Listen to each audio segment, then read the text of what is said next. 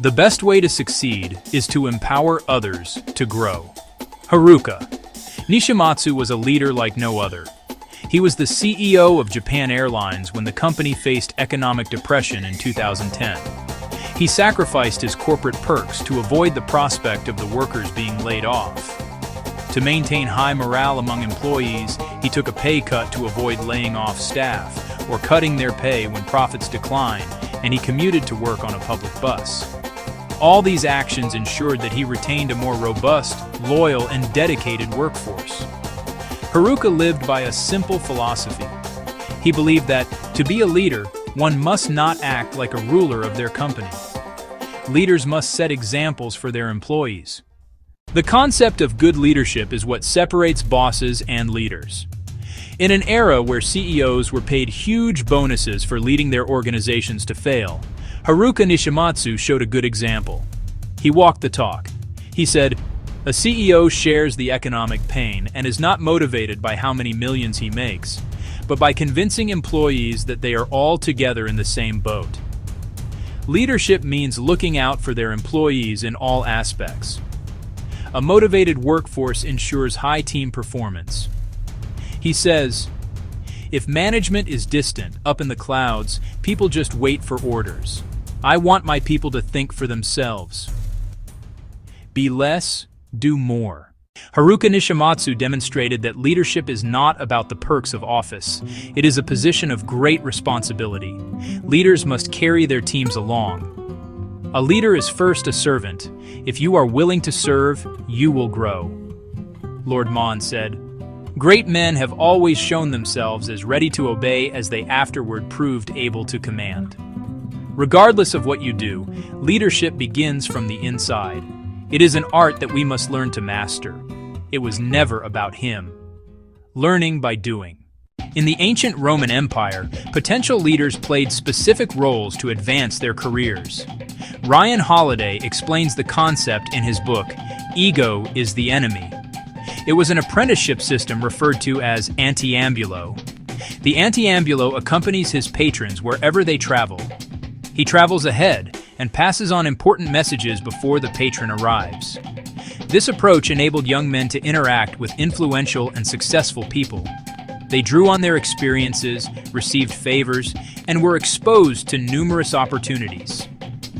Great art developed because some world-renowned artists at the time went through this system. It was a case of taking one step back to take many steps forward. It was about providing support so that others could look good. Find canvases for others to paint on.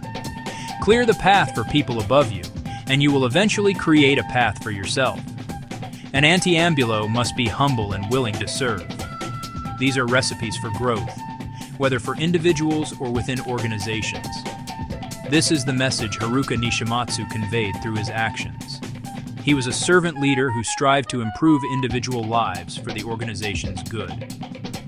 Servant leadership and the antiambulo style share the same objective. While a servant leader builds and empowers people, the antiambulo supports leaders to enhance their image. It takes a good attitude to succeed if one is new to an organization. First, keep your head down to understand and serve. The realities of the workplace are different. It is essential to recognize that many of the things you have learned may be outdated. Be open to new knowledge.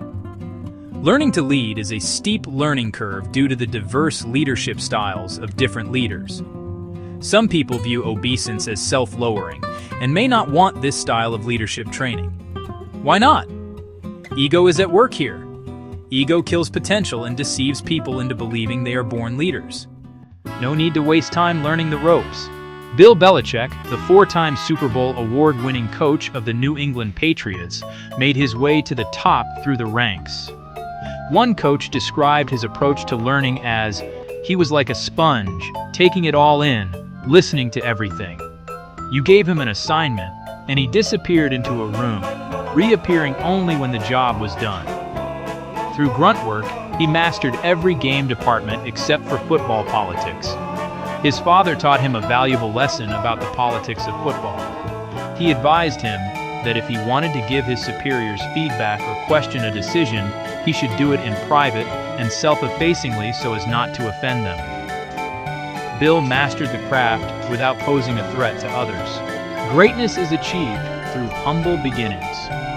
Make yourself the least important person in the team until you take action to change things. Self-restraint is critical to success for every leader. Those who have accomplished the greatest results are those who never grow excited or lose self-control, but are always calm, self-possessed, patient, and polite. Regardless of your leadership style, the basic principles remain the same. Do your best and let those who deserve it take the credit. This is a lifetime formula for success. Remember, the best way to be successful is to empower others to grow. Organizations, therefore, need leaders who are inspired to serve others. The takeaways. The world needs more leaders. Leaders who take the responsibility to do more. It takes time and commitment because people are involved. They must support and protect employees. We must start doing small things to empower others. It is not too late to start.